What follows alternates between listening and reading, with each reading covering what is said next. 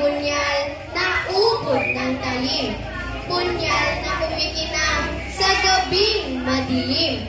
Ang puluhan nito ay utak na magaling, at ang talas nito'y kakaiba kung limiin.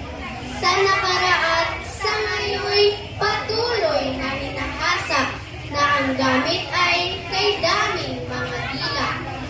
Pangpunyal na itong ang ginawang pananda ay may kakas na rin ng kalawang at dagta.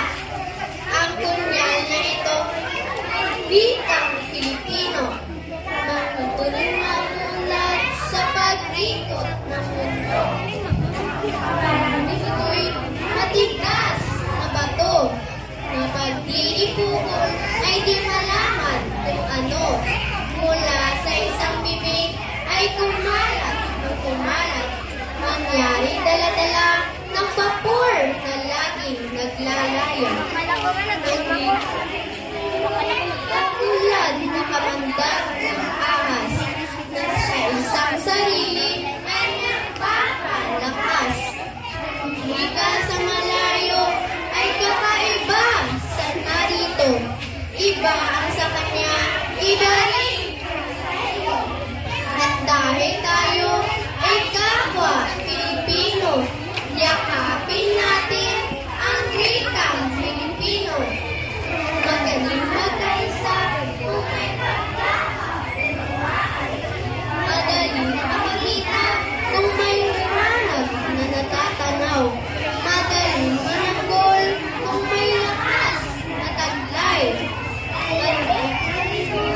Wikang Pilipino ang daan. Sa bukas na darating ay ating mamamalas. Ang dating ilaw, ngunit bago ng landas. Maaaring papante, maaaring patras, maaaring pababa, maaaring ang Pilipino'y magsisilbing gabay. Ay raming tao sa Pilipinas mamamay. Sa na landas ay walang mawawalay kung tayo'y namamamay sa pag-abot ng tagumpay. Wikang Pilipino ni Mark